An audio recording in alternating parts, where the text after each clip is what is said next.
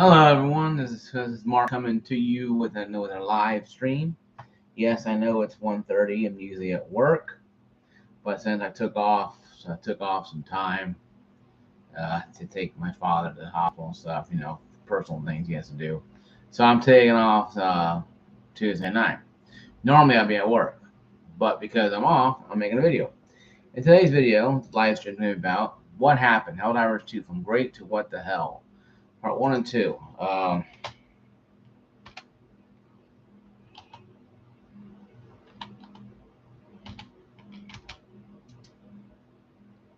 going to discuss Helldivers 2 issues, what's going on with it, what happened with it. Part 1 and Part 2. Part 1 is going to sit around the growth of Helldivers 2. Mostly going to be a Steam chart. I'm going to look at Steam charts, like that.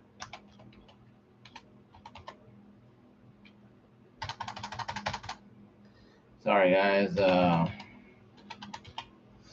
have some difficulties here. There we go. We're looking at some stuff here.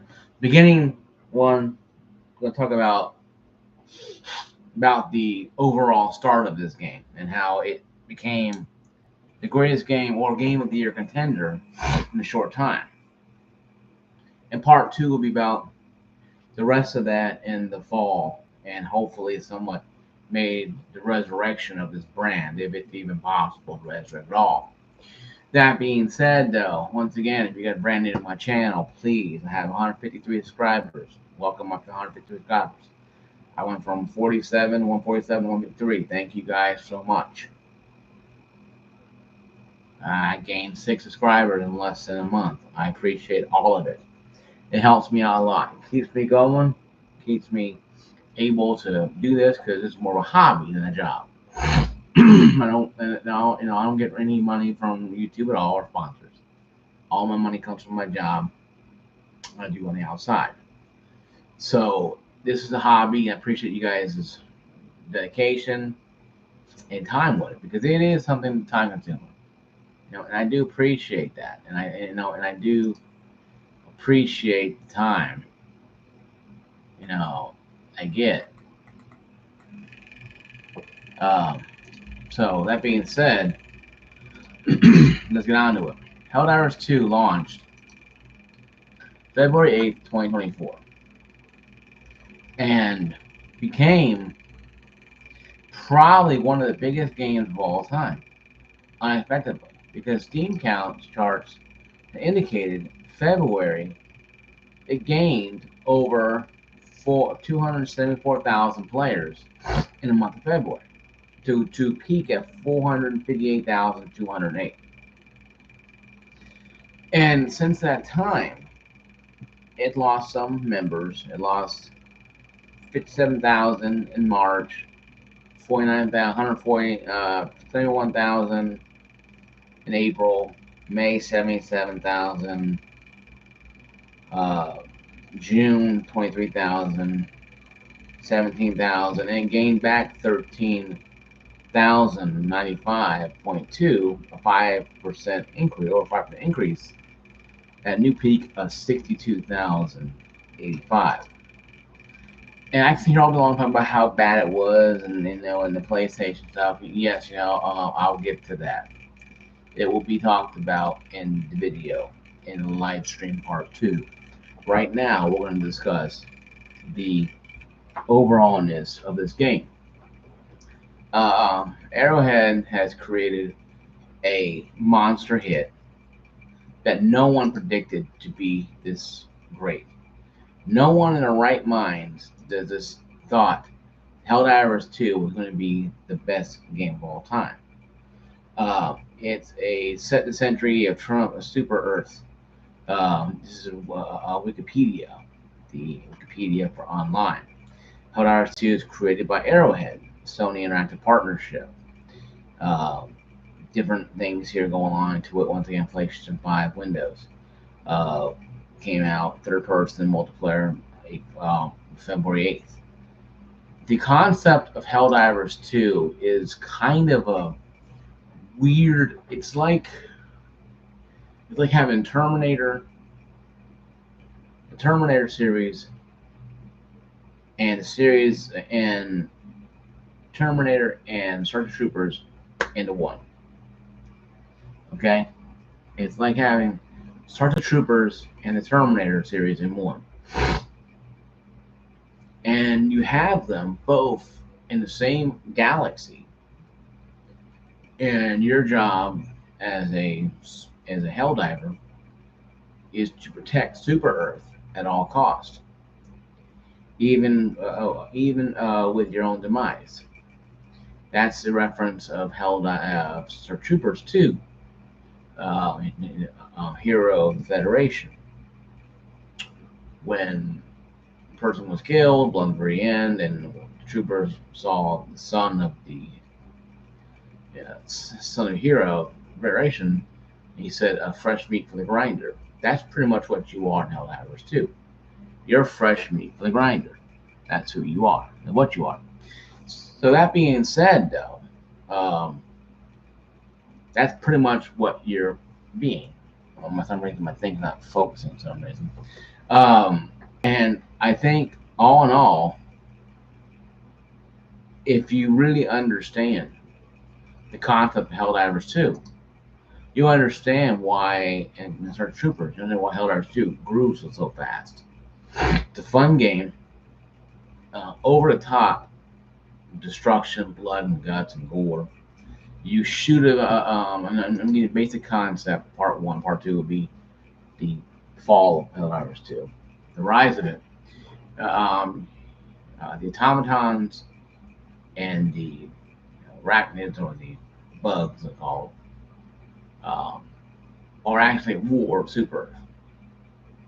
If you played the original one, the first one, Helldivers, you know that the Illuminate was actually the one most powerful, and Super Earth took over and became superpower kind of thing.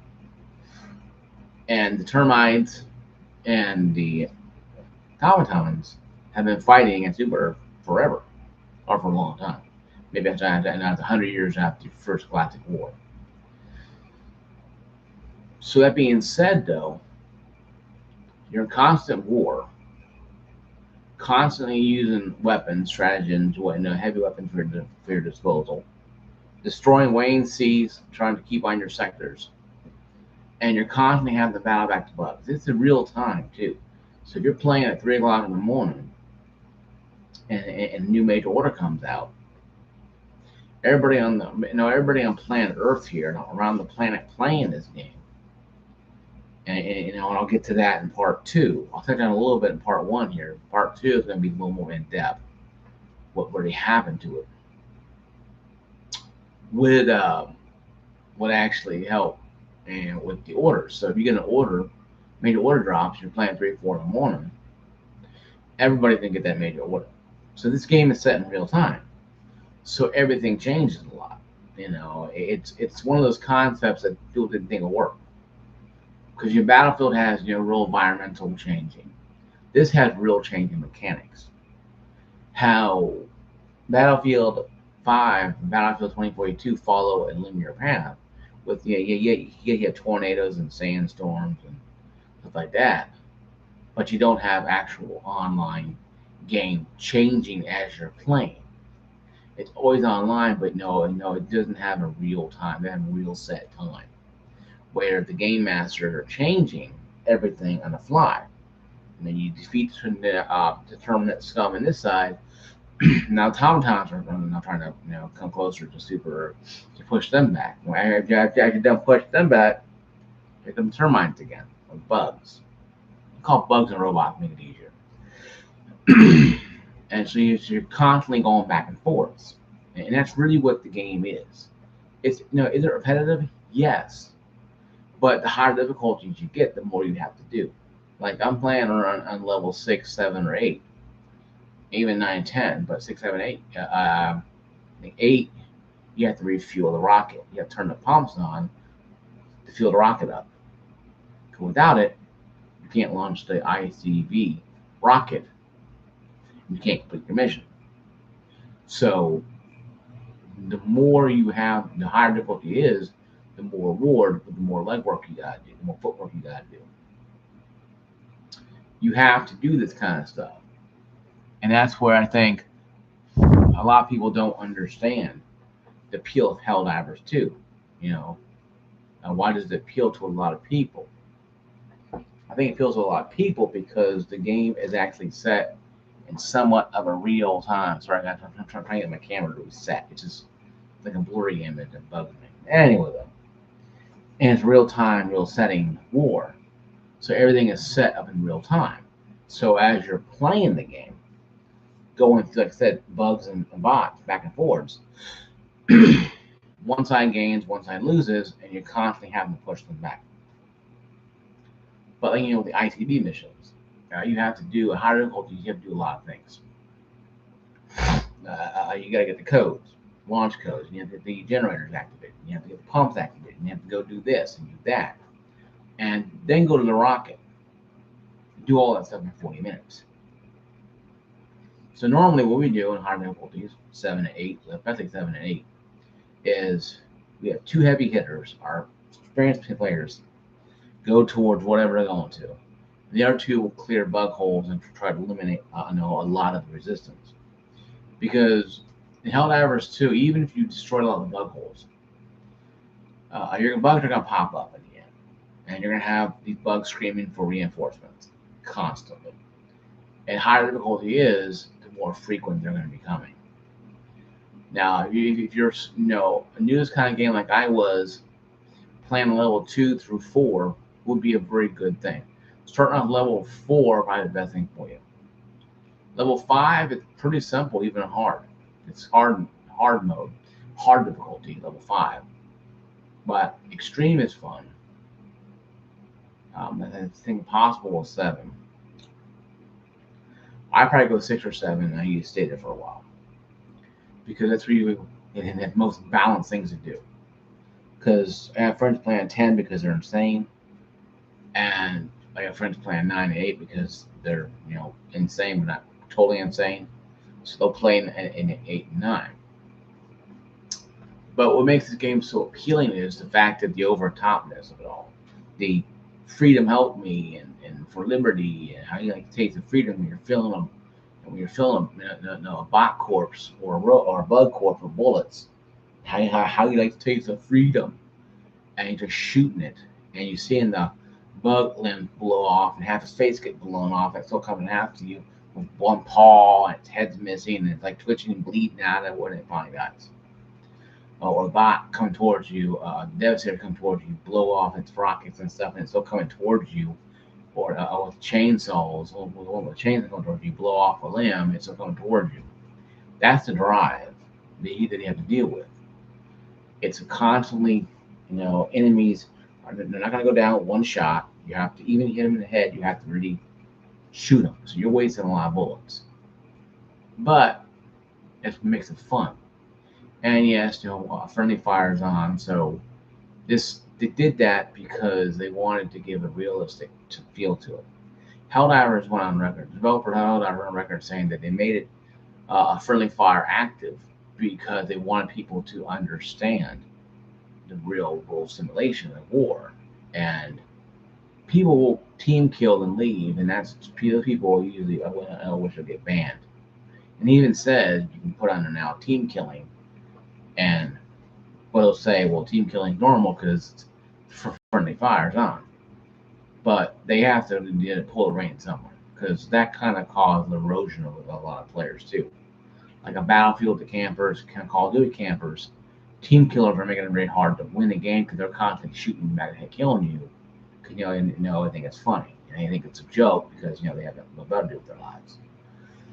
But Helldivers 2 are like that, and I think it should be punishment for that if you do it too many times or purposely.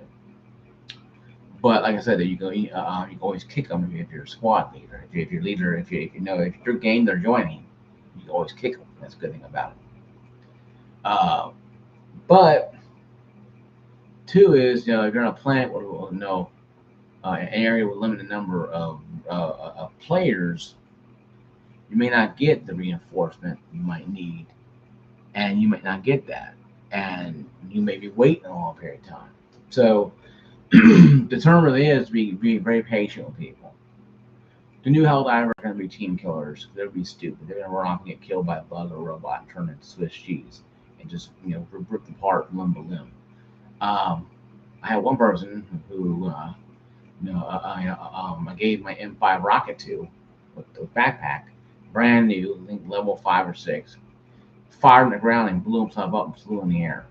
I'm like, okay, you can kind of figure who's on our team now. But of course, he came back down and started, he wanted to see the recoil. You shoot a bug with it, no recoil. But some people are weird. But he was very good with it. He couldn't get it himself right away. And he was level 2 or 5, probably level 2 maybe. He joined, level 8. I was like, that's kind of wild. But it's just, whatever. I don't care. Helldiver. So, he was pretty good at it. But the game is not hard to get into. It's just the explosive popularity of this game. And 458,000 players were playing the game at one time. And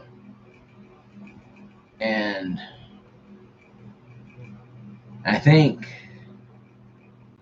with Helldivers 2, part 1, I'm going to do a little bit of negative here. The biggest problem Helldivers 2 I see outside team killing. I'm going to do a couple negatives on 1 and do a lot more on 2. But the biggest one, I think, is skill issue. A lot of people don't know how to play Helldivers 2. They don't understand Helldivers 2 is not Call of Duty. And not going to spin, twirl, no scope a bug.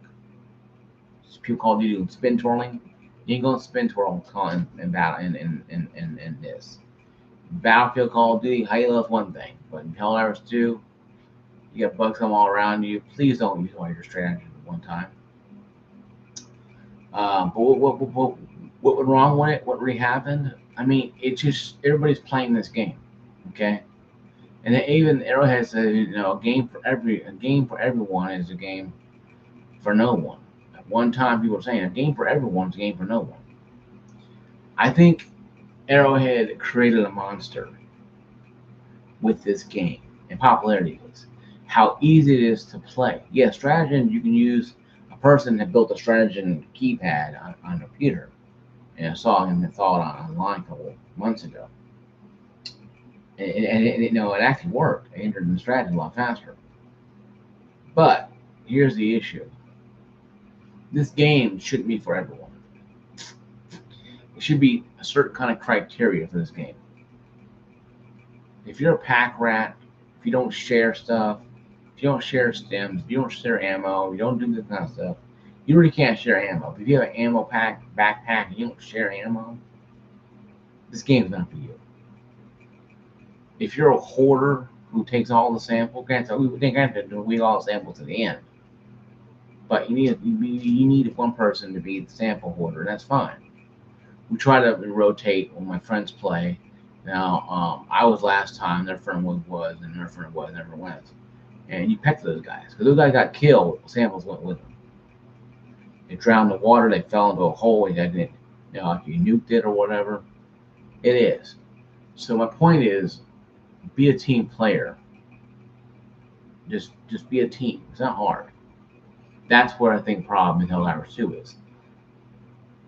You have this anti-Call of Duty, you have anti-teamwork, anti-authority gamers out there. They ate my ball, ate my mom, ate my dad, and they wear the red bandana, go Rambo. Oh, I'm worst nightmare, and we're all going to get killed.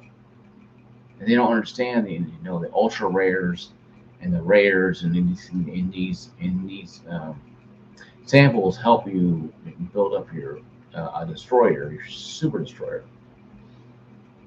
where you just kill a bunch of enemies in Call of Duty Battlefield and you get a bunch of points.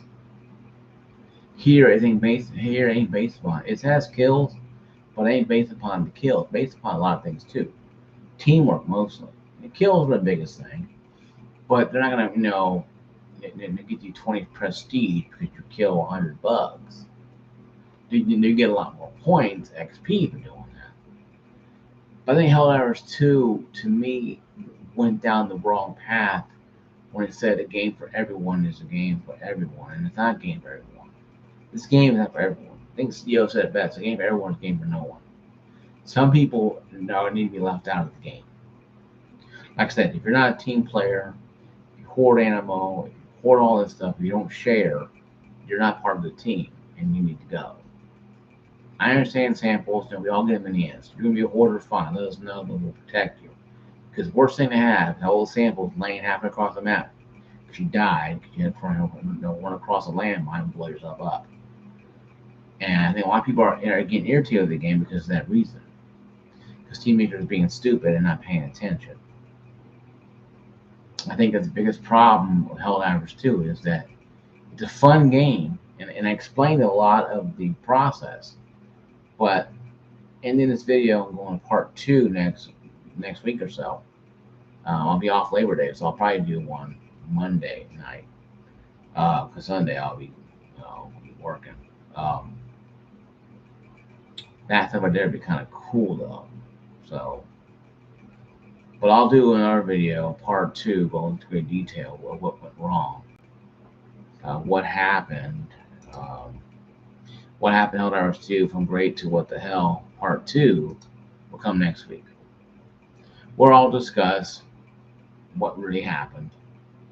Now I may do it Saturday, I'll try to do it Monday, because I'm off Monday. But that right there will be interesting to see what really happened, what caused the downfall of Helldivers 2, and is it going to come back? Because right now, folks, there's not a guarantee this game is coming back.